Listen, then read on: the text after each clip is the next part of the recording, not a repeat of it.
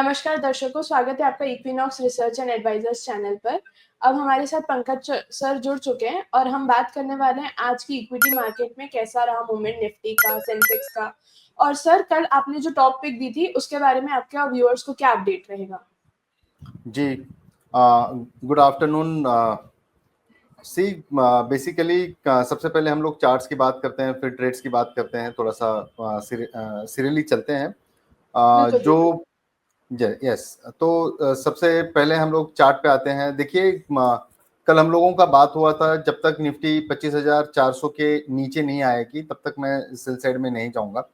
और जिस प्रकार की खबरें निकल कर आई है यूएस से, और जिस तरीके से शुरू से मार्केट, इंडियन मार्केट्स में एक अच्छा खासा दबाव हम लोगों को देखने मिला, और वो फॉलो थ्रू पूरे दिन हम लोगों ने विटनेस किया। आखिरी के 1 घंटे 1.5 घंटे के अंदर थोड़ा सा कंसोलिडेट हुआ मार्केट, लेकिन लोअर रेंज में ही चला। अगर मैं फिलहाल की रेंज बोलूं तो 25,208 की रेंज पे आकर मार्केट आज रुका हुआ है।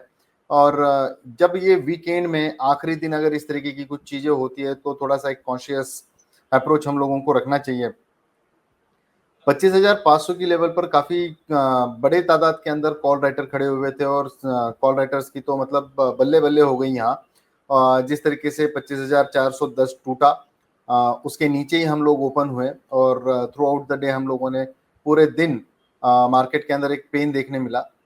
अब हम लोग बात करेंगे कि बैंक निफ्टी की रेंज में मैंने बहुत क्लियर बताई थी कि जब तक ये 56,900 फ्यूचर्स के अंदर नहीं तोड़ेगा, मैं बड़ी गिरावट नहीं देख रहा हूँ। और देखिए कि अनफॉर्चुनेटली आज मार्केट ने वो लो तोड़ा भी 56,900 का, लेकिन ऑन द वर्ज ऑफ 56,900 के ऊपर क्लोज हुआ। टू बी वेरी प्रिसाइज अगर मैं बात करूं तो 56,890 की रेंज में आकर बैंक निफ्टी बंद होते हुए नजर आया। जिस तरीके का ओआई डेटा यहाँ पे दिख रहा है, 57,000 के ऊपर एक टग ऑफ वॉर है।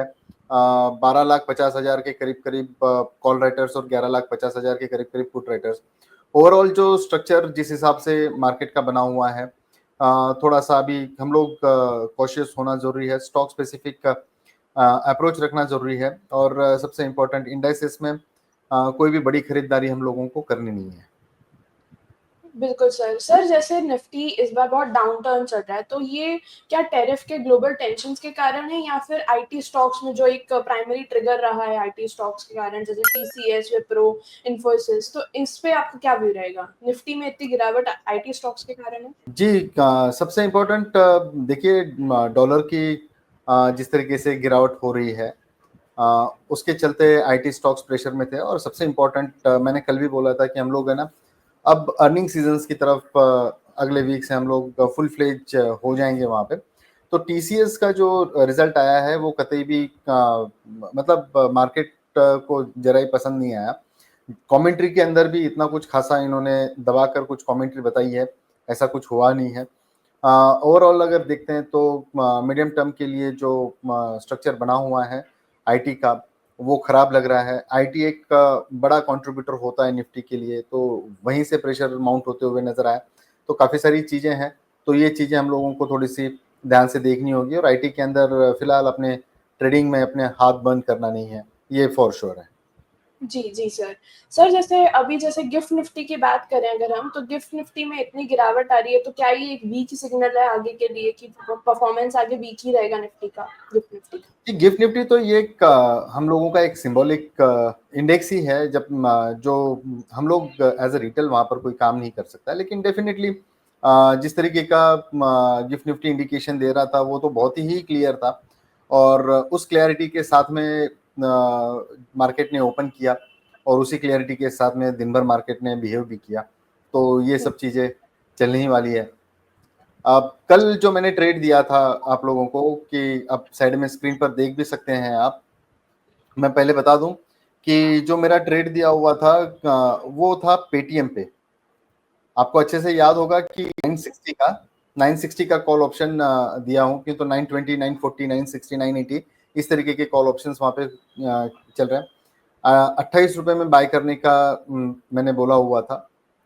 स्टॉप लॉस जो है उसका करीब करीब मैंने 18 रुपए के आसपास का मैंने आपको रिकमेंड किया हुआ था। और जी। टारगेट जो है वो 34 37 के मैंने इसे 2 टारगेट दिए थे। 33.80 का स्टॉप दिया और उसी के आसपास आकर वो बंद हुआ, तो पहला साइंटिफिक टारगेट ऑलमोस्ट हम लोगों का डन हुआ है। और अपने जो स्टॉप लॉसेस होते हैं वो डेली टाइम फ्रेम के ऊपर क्लोजिंग बेसिस पे होते हैं, तो स्टॉप लॉस कहीं ट्रिगर हुआ नहीं है। बेशक डेफिनेटली वो उससे नीचे भी गया, बट डेली टाइम फ्रेम के नीचे वो उसके नीचे क्लोज नहीं हुआ। अच्छे खासे गेंस बने हैं, और जहाँ पे भी मैं सोशल मीडिया पे ये सारी चीज़ें अपने कट्स वगैरह डालता हूँ, तो वो वहाँ पे भी मैंने अपडेट दे चुका था। जी, जी। सर मैं और ये भी जानती हूँ कि यस, जो हमारे व्यूअर्स को मैं अपडेट करना चाहती हूँ कि 999 प्लस जीएसटी का जो हमारा पैकेज है जिसमें ये ट्रेड्स अवेलेबल होते हैं, जो वो ट्रेडिंग में अगर जो इंटरेस्टेड हैं, तो वो ये पैकेज बिल्कुल एक बार यूज़ करें, उसमें सर्विसेज़ अच्छी हैं, हमारी ट्रेड्स हम प्रोवाइड करते हैं। तो मैं अपने व्यूअर्स को बोलना चाहूँगी कि ये वो एक बार पैकेज यूज़ करके देखें ज़रूर। जी सर मेरा बिल्कुल, हाँ, बोलिए। जी बिल्कुल। 999 के पैकेज में हम लोग 1 या 2 ट्रेड देते ही हैं वहाँ पे, भले ही वो कोई भी सेगमेंट से रिलेटेड हो।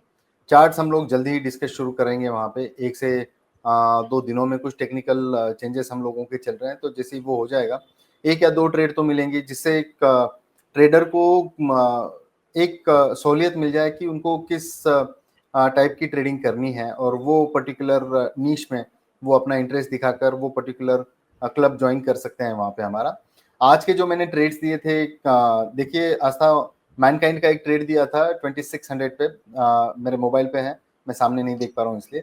तो 2600 रुपए में कॉल ऑप्शन दिया था 93 94 की रेंज में, 78 का स्टॉप लॉस, टारगेट 115 और 125, 150 रुपए तक गया है वो, या उससे भी ऊपर ट्रेड किया। मतलब दोनों की दोनों टारगेट हम लोगों के आज अचीव हो चुके हैं उसमें। और जो दूसरा ट्रेड था मेरा, वो बैंक निफ्टी का 57,100 का पुट मैंने खरीदारी की सलाह दी थी 745 से 750 की रेंज में। मैंने 793 में 793 794 की रेंज में उसको स्क्वायर करवा लिया। स्क्रीन के साइड में ये सारे डिटेल्स आपको देखने मिल जाएंगे। जी, आज जी। कोई भी फ्रेश पिक नहीं दे रहा हूँ, रीजन बीइंग कि एक तो वीकेंड पे हम लोगों ने काफी बड़ी सेल ऑफ आज मार्केट में देखी, और फॉलो थ्रू कैसे होगा, तो हम लोग ये डिसीजन लिए हैं कि हम लोग कोई भी ओवरनाइट पोजीशन कैरी नहीं करेंगे। तो फिलहाल कोई ट्रेड नहीं है, बट ज़रूर मंडे को मैं अब मॉर्निंग सेशन भी करूंगा, तो मॉर्निंग सेशन के दौरान मैं ट्रेड देने की ज़रूर कोशिश करूंगा। Thank you very much. बिल्कुल। सर मेरा ये क्वेश्चन एक और था आपसे कि जैसे निफ्टी में आईटी सेक्टर है, अभी फार्मा सेक्टर है, ये कुछ दबाव क्रिएट कर रहे हैं, तो आपको क्या लगता है कि और ऐसा कौन सा सेक्टर है जो हमारे निफ्टी पे एक दबाव क्रिएट कर रहा है? देखिए आईटी तो डेफिनेटली दबाव क्रिएट कर रहा है, लेकिन यस फार्मा ने चुनिंदा स्टॉक्स के अंदर दबाव दिख रहा है। आज तो देखिए ग्लेनमार्क ने 15% का अपर सर्किट दे दिया, 10-15%, मतलब ग्रेजुअली चला। उसके अकेले के चलते पूरा फार्मा सेक्टर जो है वो आज इतना ज़्यादा निगेटिविटी दिखाया नहीं, लेकिन आखिरी आखिरी में औरो फार्मा के अंदर कहीं ना कहीं गिरावट दिखी।